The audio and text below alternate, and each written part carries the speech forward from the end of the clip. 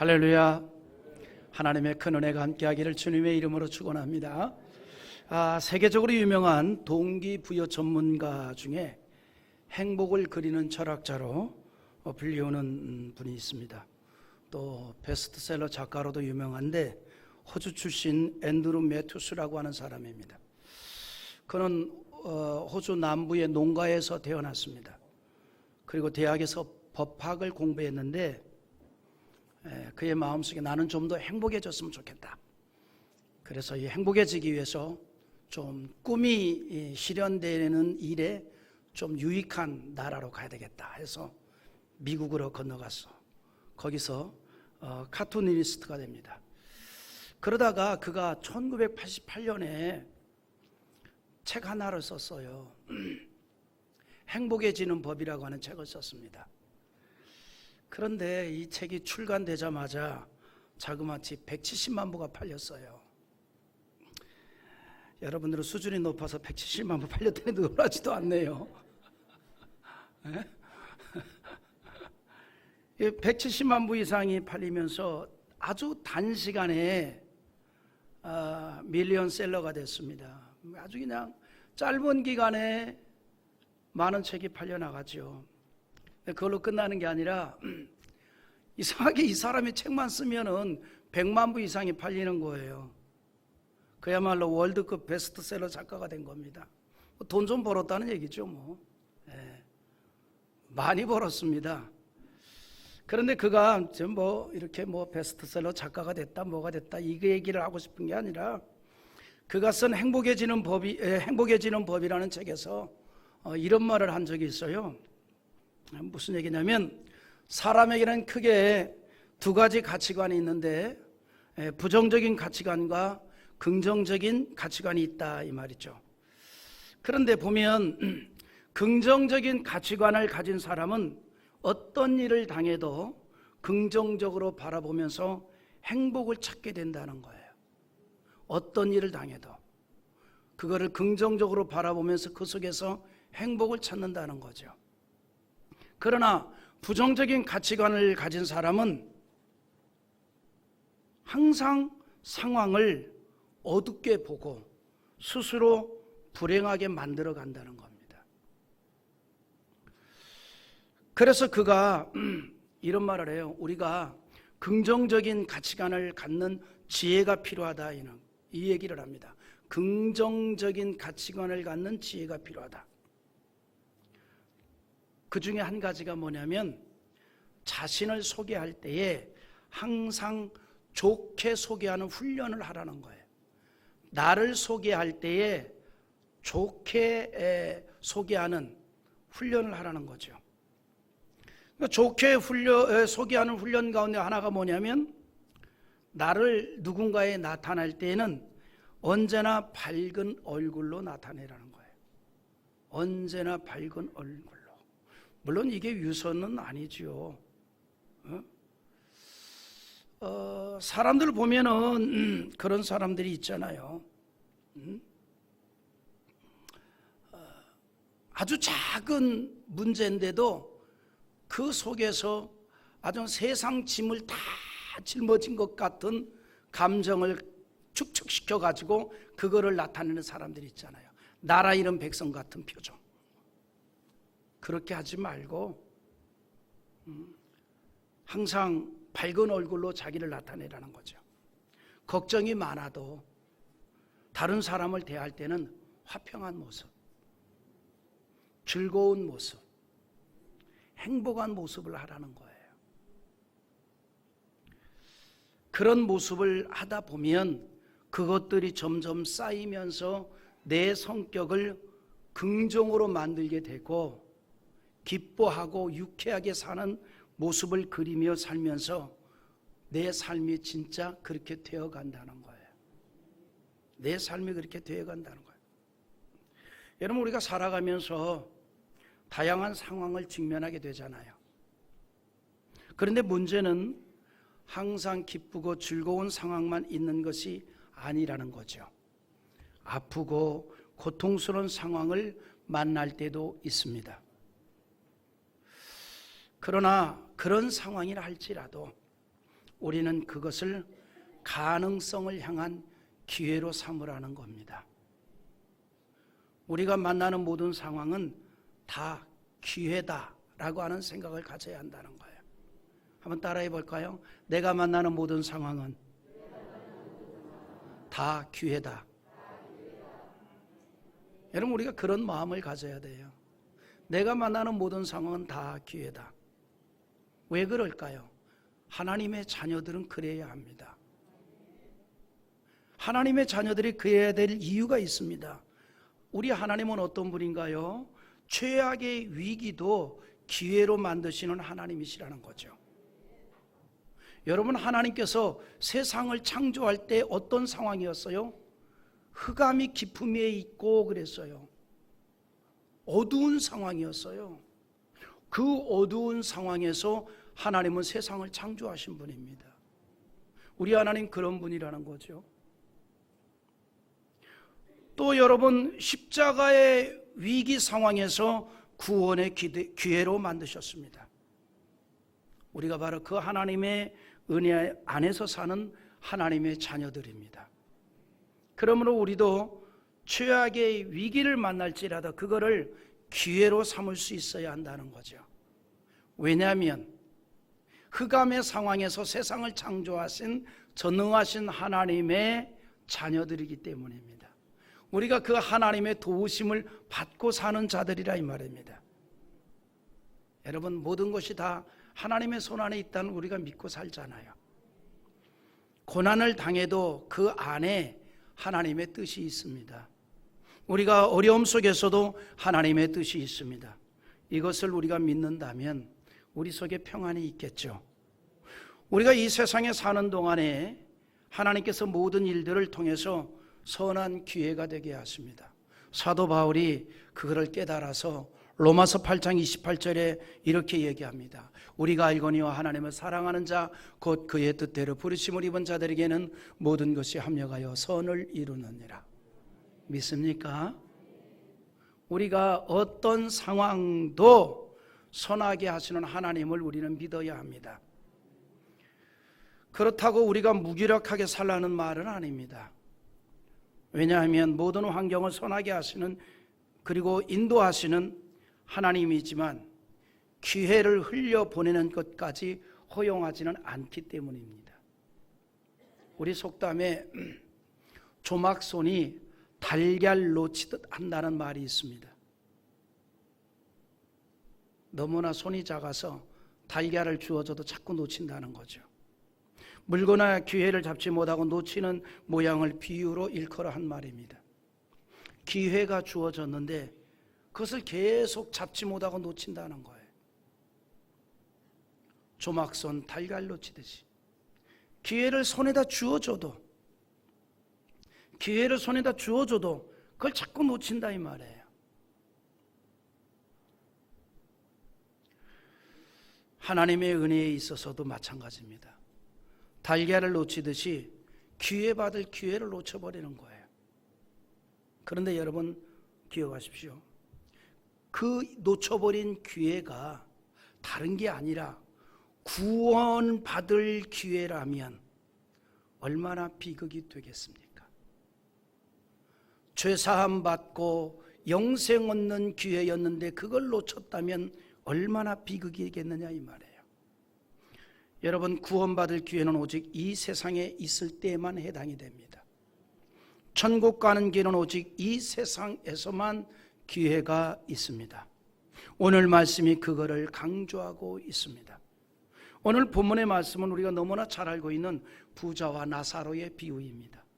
본문에는 나사로의 이름이 나와 있으나 부자의 이름은 기록되어 있지 않습니다. 본문의 나사로의 이야기를 요약하고 상대적으로 부자의 삶과 그 삶의 결과를 말하고 있습니다. 여러분, 이 세상에는요 언제나 고대 시대부터 지금도 그리고 앞으로도요 부자와 가난한 자는 공존합니다.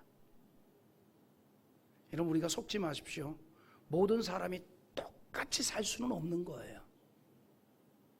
모든 사람이 어떻게 똑같이 삽니까? 부자도 있고 가난한 자도 있고. 그건 어쩔 수 없는 거예요. 하나님이 뭐라고 말씀했습니까? 내 이마에 땀을 흘려야 내 먹을 소산을 얻게 된다 그랬고, 너희가 무엇을 심든지 그대로 거둔다 그랬어요. 육신을 위해서 열심히 씨를 뿌면 육신의 일을 위한 것을 걷게 되고, 영생을 위한 씨를 뿌면 영생의 소망을 얻게 된다 그랬어요. 그러니까 세상이 똑같이 살 수는 없어요. 가난한 자도 있고 부자도 있다 이 말입니다. 그런데 그게 중요한 건 아니죠. 여러분, 세계적으로 아무리 잘 사는 나라도 가난한 사람은 있어요. 사회보장제도가 만들어지고 지켜지는 나라에도 거지는 존재합니다. 오늘 말씀에는 한 부자와 반대로 너무나 가난하여 거지로 인식된 사람이 나오지요. 여기에서 말하고자 하는 핵심이 있습니다. 뭘 말하고자 하는 거 아니? 부자이기 때문에 나쁜 인생이고 가난하기 때문에 좋은 인생을 말하고 있지 않습니다. 여러분, 세상에 있는 모든 부자가 다 나쁜 사람이 아니고 세상에 가난하거나 거지가 다 좋은 사람이 되는 건 아니지요. 그건 별개 문제입니다. 부자이기 때문에 나쁜 사람이다? 아닙니다. 가난하기 때문에 좋은 사람이다? 그것도 아닙니다. 오늘 말씀이 우리에게 강조하는 게 뭐냐면, 본문의 부자가 돈이 많은 것이 죄가 아니라 그가 자기가 소유한 그 많은 재산 때문에 오히려 정말 중요한 것을 외면했다는 것, 그걸 말하고 싶었던 거예요. 너무 재산이 많아요. 그리고 그 재산을 쓰기 위해서 즐기느라고 정말 중요한 걸 잊어버렸다는 거죠. 19절에 이렇게 얘기합니다. 한번 다시 읽어볼까요? 자, 시작. 한 부자가 있어 자색 옷과 고운 뱃을 입고 날마다 호화롭게 즐기더라. 내가 이 성경을 가만히 읽어보니까 이 부자는 쓸 줄 아는 부자야. 쓸 줄 아는. 여러분, 이게 지나가는 얘기입니다만요, 부자는 왜 부자인 줄 알아요? 부유하게 쓰라고 부자예요. 부자가 너무 안 쓰는 거, 그거 죄예요. 혹시라도 우리 성도들 가운데 연봉이 한 100억 되는 분들이 있으면 하여튼 펑펑 쓰시기 바랍니다. 아이, 펑펑 써야 그게 밑으로 내려와서 가난한 사람들이 또 함께 나누기도 하고 그러죠. 부자가 그냥 너무 안 쓰고 거지는 거, 그거 죄예요.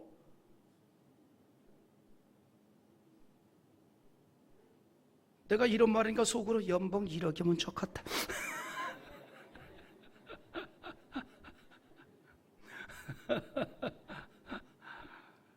오늘 본문에 뭐냐면, 부자가 이런 말을 해요. 한 부자가 날마다 호화롭게 즐기더라. 그러니까 그가 물질로 누릴 수 있는 모든 즐거움을 마음껏 즐겼다는 겁니다. 네, 여기에 이제 함정이 있었던 거죠. 그는 이 세상의 삶이 영원할 것으로 알았어요. 아침 안개와 같은 인생이요, 제한적인 삶이라는 사실에 대해서 전혀 생각하지를 않았습니다. 이 세상의 것으로 인생이 다한 것으로 알았고 내세에 대해서는 전혀 생각하지를 못했던 거예요. 자기가 가지고 있는 것을 누리느라고 정말 중요한 내세 문제를 준비치 못했다는 거예요. 영생에 관한 문제를 생각지 못했다는 거예요. 그에 반하여 나사로는 비참하게 살았어요. 부자의 상에서 떨어지는 부스러기를 먹고 쓰레기통을 뒤지며 그렇게 사는 불쌍한 인생이었습니다. 20절 21절 한번 읽어볼까요? 시작. 그런데 나사로라 이름하는 한 거지가 헌데투성이로 그의 대문 앞에 벌어진 채 그 부자의 상에서 떨어지는 것으로 배부르리라 하며 심지어 개들이 와서 그 헌데를 핥더라. 나사로는 세상의 것으로는 빈 마음을 채울 수 없는 사람이었습니다. 가진 것이 너무나 없었기에 먹는 것까지도 부자의 음식 찌꺼기로 연명을 했습니다. 그런데 그 가난함 때문에 하나님을 찾았습니다. 그 가난함 때문에 하나님을 찾았습니다. 지긋지긋한 가난 때문에 하나님을 모실 수 있었다면 그것은 그에게 축복입니다. 여러분, 가난이 칭찬 들을 만한 일은 아니지요. 그러나 그 가난 때문에 하나님을 알게 되었다면 그것은 그에겐 축복입니다. 부자가 욕먹을 일은 아닙니다. 그러나 그 부유함 때문에 하나님을 찾지 못하게 되었다면 그는 비극입니다. 가난은 소유한 재물의 많고 적음에 따라 설명되지 않습니다. 마음에도 부자가 있고 가난한 자가 있어요. 나사로는 몸과 마음에 가난했던 사람입니다. 그래서 일생을 통해서 그가 한 일이 뭐냐? 하나님을 찾았다는 거예요. 그런데 22절에 보니 갑자기 그에게 죽음이 찾아왔어요. 이에 그 거지가 죽어 천사들에게 받들어 아브라함의 품에 들어가고 부자도 죽어 장사되매 그랬어요. 부자보다 나사로가 먼저 죽었습니다. 그리고 중요한 사실은 부자도 죽었다는 거예요. 가난한 거지 나사로도 죽고 일평생 쓸 것을 쌓아두었던 부자도 죽었습니다. 여러분, 이것이 인생입니다. 사람은 누구나 다 갑니다. 죽습니다. 부자나 가난한 사람 다 죽는다는 사실입니다. 나에게 주어진 인생의 날이 다 지나면 누구든지 이 세상을 떠나야 합니다. 그리고 그날이 얼마나 빠르게 가는데 날아가는 것처럼 빨리 간다는 거죠. 시편 90편 10절에 이렇게 말하죠. 우리 한번 읽어봅니다. 우리의 연수가 70이요 간간하면 80이라도 그 연수의 자랑은 수고와 슬픔뿐이요 신소기간이 우리가 날아가나이다. 얼마나 빨리 가는지 날아가는 것 같지 않아요? 날아갑니다. 얼마나 빨리 가는지 몰라요. 이 세상 그 누구도 인생에 가야 할 길을 피할 수가 없습니다. 그런데 오늘 본문의 부자는 모든 인생이 이 세상을 떠나는 날을 맞이하게 된다는 사실에 대해서 전혀 인식하지는 못했다는 거죠. 인식을 안 하고 살았습니다. 그래서 성경은 어리석은 부자라고 말하는 거예요.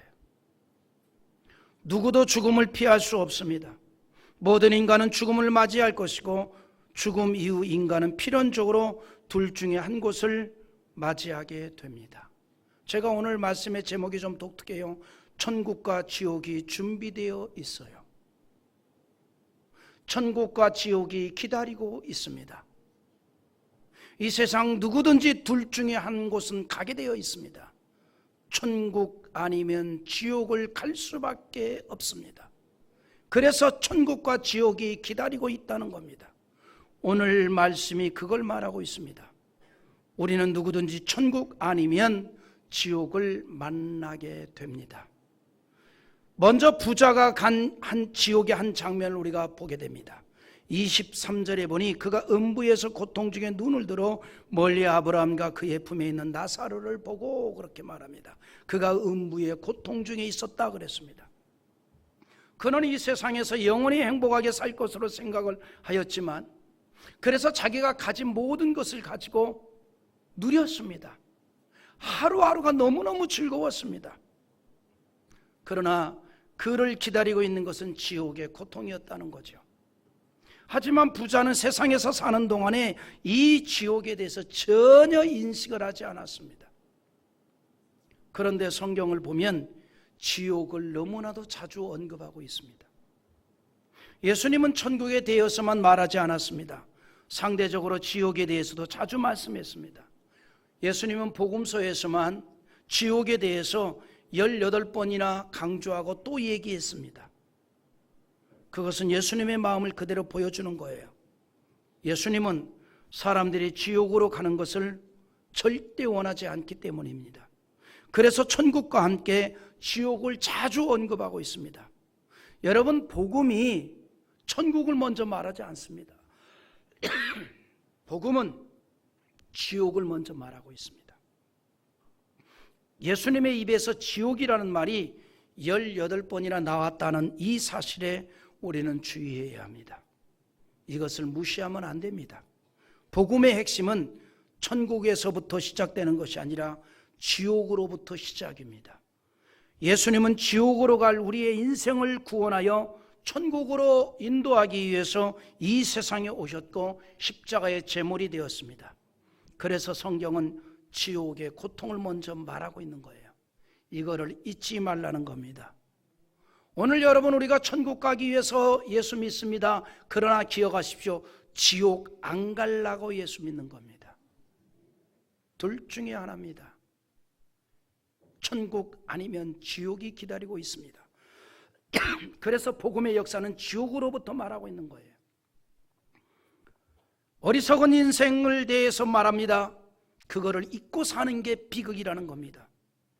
오늘 본문은 지옥의 처절한 고통의 한 모습을 보여주고 있습니다. 그것은 물 한 방울이 아쉬울 정도로 고통스러운 곳이었습니다. 그것은 하나님의 은총이 떠난 곳입니다. 그러므로 물 한 방울의 자비가 허락되지 않습니다. 하나님께서 이 땅에서는 불신자에게도 피를 주시고 태양빛을 비추어 땅의 열매를 얻도록 합니다만, 다시 말해서 이 땅에서는 선인과 악인이 다 하나님의 은총을 받고 삽니다. 우리는 이것을 일반 은총이라고 말합니다. 마태복음 5장 45절 한번 읽어볼까요? 다 같이 봅니다. 이같이 한즉 하늘에 계신 너희 아버지의 아들이 되리니 이는 하나님이 그 해를 악인과 선인에게 비추시며 비를 의로운 자와 불의한 자에게 내려주심이라. 그러나 죽음 이후에는 달라집니다. 지옥에서는 아무리 부르짖어도 응답이 없습니다. 오늘 말씀에서 지옥에 있는 부자의 절규를 보게 됩니다. 그가 지옥에서 천국에 있는 아브라함과 나사로를 보게 되었습니다. 그리고 이렇게 외칩니다. 24절 또 한번 읽어보겠습니다. 불러 이르되 아버지 아브라함이여 나를 긍휼히 여기사 나사로를 보내어 그 손가락 끝에 물을 찍어 내 혀를 서늘하게 하소서. 내가 이 불꽃 가운데서 괴로워하나이다. 할렐루야. 천국에 있는 나사로를 보내어 물 한 모금이 아니라 손가락 끝에 물을 찍어 혀를 서늘하게 하여 달라고 절규를 합니다. 지옥은 앞서 말했듯이 물 한 방울의 은총이 없는 것입니다. 부자가 이렇게 말하지요. 이 불꽃 가운데서 괴로워하나이다. 이 고통의 자리에서 아무런 소망을 가질 수 없는 곳입니다. 부자는 그 지옥에서 천국을 볼 수는 있었지만 천국으로 갈 수는 없습니다. 성경은 천국에 있는 아브라함의 말을 인용하여 이렇게 말하고 있습니다. 또 읽어봅니다. 26절을 한번 같이 봅니다. 그뿐 아니라 너희와 우리 사이에 큰 구렁텅이가 놓여 있어 여기서 너희에게 건너가고자 하되 건너갈 수 없고 거기서 우리에게 건너올 수도 없게 하였느니라. 할렐루야. 천국과 지옥은 커다란 강이 있어 절대로 건널 수가 없다 이 말입니다. 모든 결정은 바로 이 세상에서 결정됩니다. 이 땅에서 결정이 됩니다. 단테가 쓴 신곡이라는 책을 보면 지옥 어귀에 이렇게 쓰여 있다고 말하죠.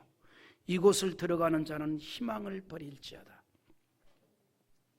지옥으로 들어가는 자에게 희망이 없다는 겁니다.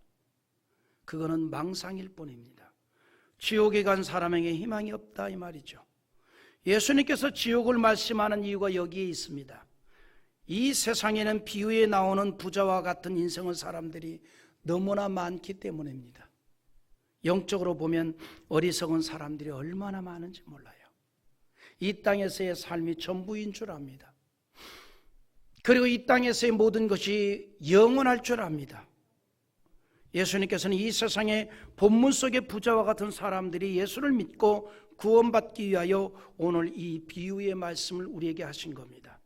하나님의 마음은 우리가 지옥이 아니라 천국 들어가기를 원합니다. 그리고 그 일을 실천하였습니다. 예수님을 이 땅에 보내 지옥으로 걸어가는 사람들의 발걸음을 돌려놓기 위하여 십자가에서 희생을 당하도록 하였습니다. 십자가에 못 박혀 죽게 하였습니다. 십자가의 고통은 지옥의 고통입니다. 예수님의 십자가의 죽음은 우리가 지옥에 가만 당할 고통입니다. 지옥의 고통을 십자가에서 친히 담당하게 하신 후 지옥을 담당하였지만 죽음을 당하였지만 다시 살리신 다음 예수님을 통해 천국 가도록 길을 열어 놓았습니다. 지옥에 떨어진 사람들의 고통이 말로 닿을 수가 없었어요.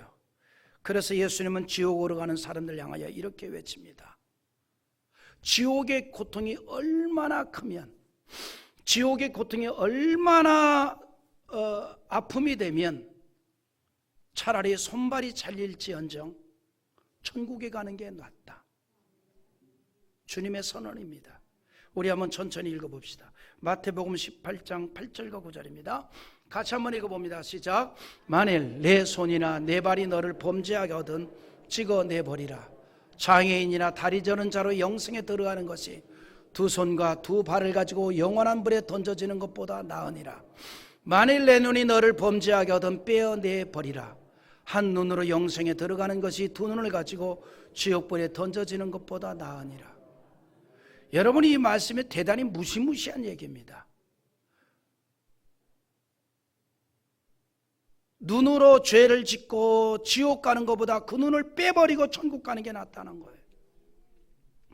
손발이 죄를 짓고 지옥 가는 것보다 차라리 손발을 잘라버리고 천국 가는 게 낫다는 것입니다. 이게 뭘 얘기합니까? 주님의 마음은 우리는 어떤 경우에도 지옥은 가지 말자는 거예요. 어떤 경우에도 지옥은 가지 말자. 이것이 주님의 마음입니다. 제가 지난주에 이런 말을 했습니다. 다른 건 몰라도 나 교회 안 간다는 그 무시무시한 얘기를 하지 말아라. 여러분, 이게 굉장히 무서운 얘기예요. 이 말을 좀 더 발전시켜서 얘기하면 나 지옥 갈 거야, 이 얘기예요. 이게 얼마나 무서운 거예요. 나 지옥 갈 거야. 여러분, 할 말이 참 많이 있어요. 여러분, 우리가 살면서 그 어떤 그 말의 수위란 게 있잖아요. 부부간에도 할 말의 수위가 있잖아요. 없어요? 막 해버립니까? 갈라서. 여러분, 부부간에도 이 말의 수위가 있잖아요. 막 하면 안 되잖아요. 어느 선이 있잖아요. 그거 넘어가면 안 된다고. 우리 예수 믿는 사람이, 지옥을 아는 사람이 할 말이 있어요. 넘어가서는 안 될 말이 있는 거예요. 그런데 간혹 그걸 스스럼없이 표현하는 사람들이 있어요. 내가 지옥을 가는 한이 있어도, 내가 지옥 갈지라도 해서는 안 될 말이에요.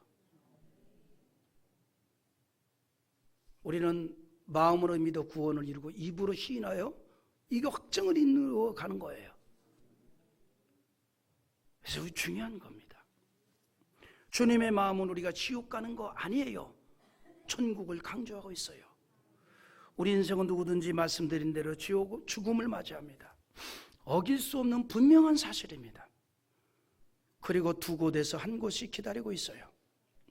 우리의 가는 길은 지옥길이 아니라 천국길이 되어야 합니다. 천국과 지옥은 상징적 장소가 아닙니다. 현실이고 사실입니다. 죽음을 맞이한 인생이 가는 곳입니다. 우리는 이 사실을 믿습니다. 이 사실을 믿기에 오늘 이 자리에 있는 줄 압니다. 세상 것을 다 잃을지라도 선택해야 할 곳은 천국입니다. 무슨 일이 있어도 피해야 할 곳이 있다면 지옥입니다. 길과 방법은 예수 그리스도밖에 없습니다. 예수 그리스도 안에 천국이 있습니다. 영생이 있습니다. 우리가 지옥을 피하는 길은 예수님밖에 없습니다. 요한복음 14장 6절에 예수께서 이르실 때 내가 곧 길이요 진리요 생명이니 나로 말미암지 않고는 아버지께로 올 자가 없다 그랬습니다. 그리고 중요한 것이 있습니다.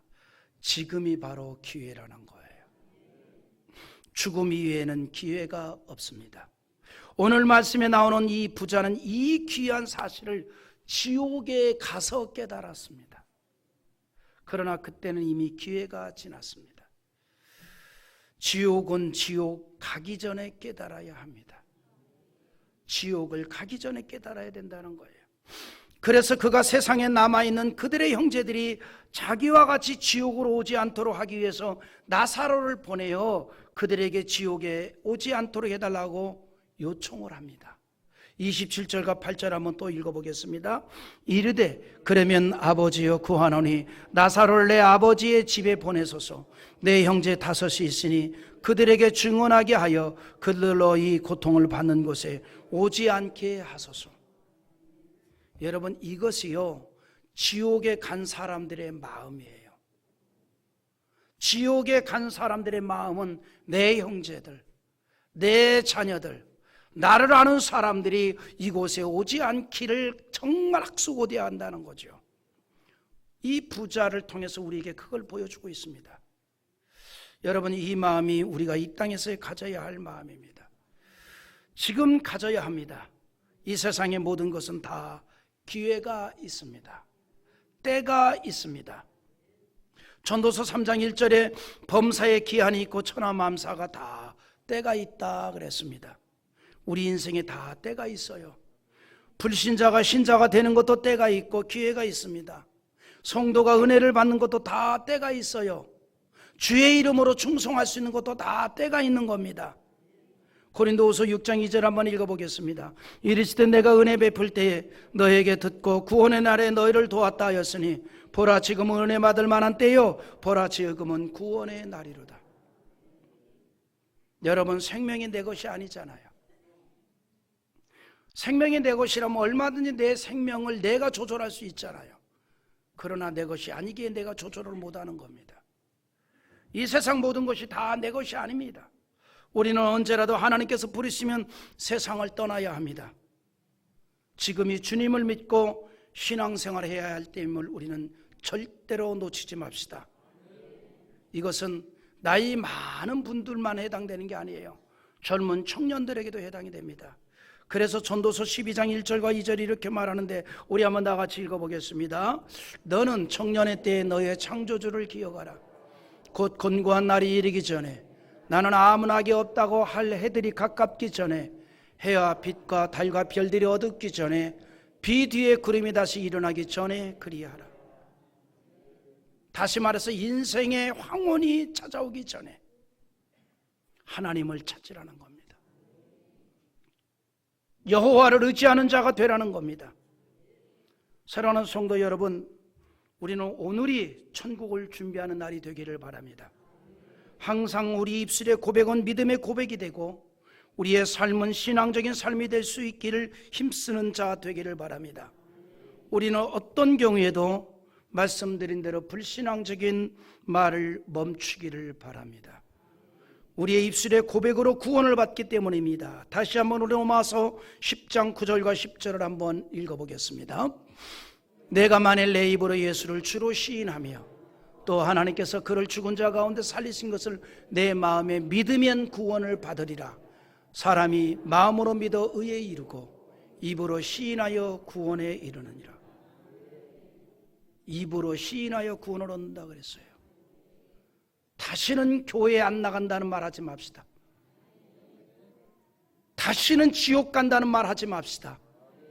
입으로 시인하여 구원을 얻는다 그랬어요. 우리의 입술의 시인이 매우 중요합니다.